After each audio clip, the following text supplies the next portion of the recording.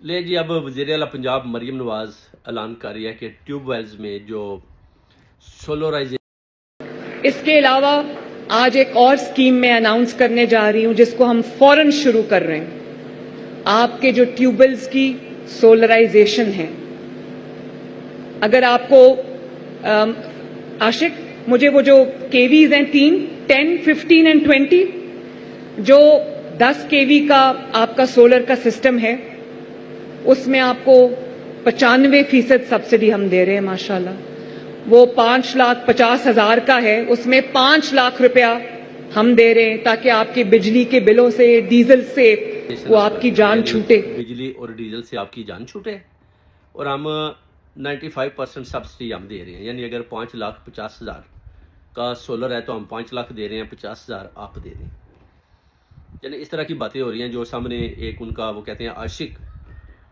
کتنے کے وی ہے، 10 ہے، 15، 20 کے وی، وہ بتاتا ہے 10 کے وی، وہ کہتے ہیں 10 کے وی پہ میں دے رہی ہوں 5,50,000۔ اب دیکھنا یہ ہے کہ یہ 5,50,000 آیا کدھر سے؟ یہ تو عوام کا پیسہ ہے، پبلک انٹرسٹ تو ہے ہی نہیں کہ آپ اس پیسے کو، ٹیکس کے پیسے کو جو جمع ہوتا ہے، آپ اس طرح عوام ہی بولے کہ میں نے جناب اتنا ادھر دے دیا، اتنا ادھر دے دیا۔ اور آپ نے دیکھا کہ اس اعلان کے بعد ایک بھی کوئی ایسا ٹیوب ویل نہیں ہے جس کے اوپر سولرائزیشن کی ہو، یا کسی کسان کو کال گئی ہو کہ جناب ہم نے سولرائزیشن کرنی ہے، آپ نے 10 کے وی کا، 15 کے وی کا یا اپنا 20 کے وی کا سولرائزیشن کروانا ہے تو ہم آپ کو پیسہ دے رہے ہیں۔ اگر 5 لاکھ لینا ہے تو آپ ہم سے لے لیں۔ صرف اور صرف زبانی کلامی ادھر بیٹھ کر عاشق کتنے کے وی کا ہے، اس نے بولا جی کہ 10 کے وی، تو میں 5 لاکھ دے رہی ہوں، 50,000 آپ دے دیں۔ تو یہ جیلی جو ہے نا ادھر بیٹھ کر اس طرح کے لعنت کیے جا رہے ہیں پنجاب کے اندر،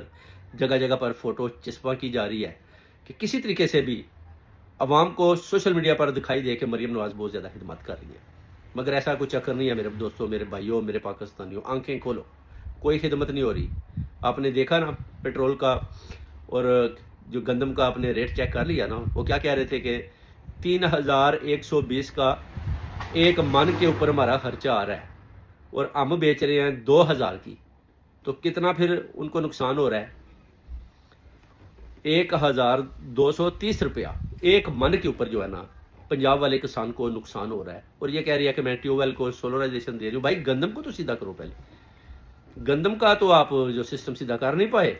اور اب آپ آ گئے ٹیوب ویل کے اوپر۔ اب ٹیوب ویلز جو ہیں وہ کتنے کے ہیں ادھر، ذرا ان کی بھی گنتی کر کے میں آپ کو بتا دوں گا اگلے ولاگ میں، اور کس کس کو سولرائزیشن ہوئی اور کس کس کو ضرورت ہے، اور کس کس نے ڈائریکٹ کنڈے لگائے ہوئے ہیں، اور وہ ان کے مالک کون کون ہیں۔